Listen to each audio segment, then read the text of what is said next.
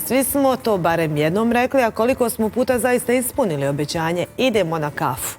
Jedna kratka rečenica koja nam u užurbanoj svakodnevnici može donijeti dodatnih 5 minuta dobrog raspoloženja.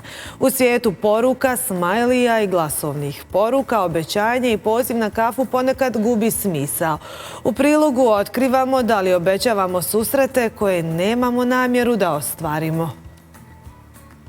Čujemo se sutra za kafu. Nekada poziv za druženje, a danas postaje ljubazno odbijanje ili odugovlačenje. Tempo života diktira naše slobodno vrijeme za kafu i provođenje vremena sa dragim osobama. Imenici telefona popunjeni kontaktima, a stolovi za razgovore sve prazniji. Građani kažu da ubrzani način života određuje i vrijeme za druženje kojeg je sve manje. Koliko puta ste nekome rekli ono čuveno čujemo se za kafu pa se kafa nije ni desila? Pa mnogo često puta. Mislim da je samo iz poštovanja kao kažemo da hoćemo i onda ne nađemo vremena i onda ne odemo. Vrlo često. A jel misliš da je to danas postala neka rutina, trend ili ipak stvarno nemamo vremena za te kafe? Pa nemamo vremena zaista. Evo recimo ja i studiram i radim i onda stvarno vrlo malo vremena ostane za takve kafe. Pa kako kad? Nekad da, nekad ne, zavisi sve. Često i smetnemo, što bi se reklo, nešto što planiramo uraditi. Malo je, da kažemo, moderno doba i malo više imamo obaveza, iz tog razloga najviše možda ljudi obećaju pa ne ispune, a i nemaju vremena da obavijeste da ne mogu nešto da ispune. Tako da to je, ja se trudim, evo kažem osobno, da mogu da kad obećam ispunim i... Dani prolaze, a kofeinski napitak i dalje ostaje samo na papiru cjenovnika. Užurbano svakodnevice stvara jaz među bliskim ljudima oslanjajući se na video poziv i tipkanje poruka. Šoljica u ruci uz lijepu izgovorenu riječ zamijenjena je smajlijem i obavještenjem na ekranu. Struka kaže da uz razvoj tehnologije glasovne poruke dobile su ulogu najboljeg prijatelja koji pokušava da ublaži fizičku udaljenost među ljudima.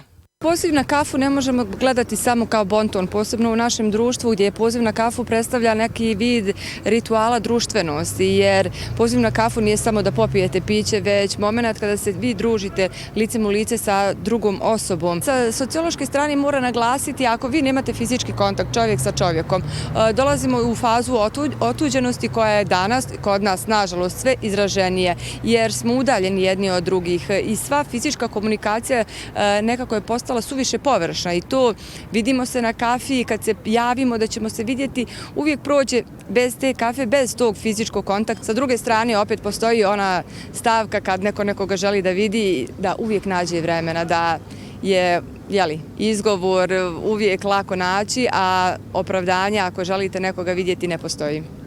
Za neke ljude poziv na kafu nije samo fraza, već želja da razgovor bude nastavljen. Iza neobavljenog poziva ipak u većini slučajeva ne stoji zla namjera. U vremenu brzih poruka ova rečenica i dalje predstavlja mali znak pažnje, tako bar kažu psiholozi. Sve je drugačije, vi znate kad odvojite neko vrijeme pa sjedite sa nekim, pa imate taj osjećaj i blizine i tu ste zajedno ili ćete povesti djecu ili još nekoga partnera sa sobom, onda je to skroz drugačije i naravno duže traje vremenski, jel u satima, može da potraje 2-3 sata. Nema nikakvo pravilo, ali ja kažem neka to bude onaj dan kad najmanje čovjek ima obaveza. Ako taj dan nema treninga ili ako nemaju djeca nekakve obaveze, taj dan neka bude jedan dan ili u sedmici ili jedan dan u 15 dana, ne mora to biti svaki dan ili svaki drugi dan, ali smatram da taj jedan dan u sedmici, jedan dan u 2 sedmice sigurno se možete organizovati. Znači smanjite drugi dio obaveza, a uvrstite to kao neku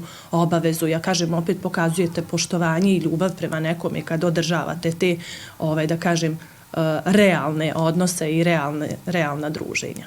Možda ipak nije stvar u napitku, već koliko vremena i pažnje posvećujemo jedni drugima. U svijetu tipkanja poruka i scrollanja po ekranu, zajedničko vrijeme treba da bude naš odmor. Na kraju, miris kafe nestaje u poruku, već uz iskren razgovor koji vrijedi imati.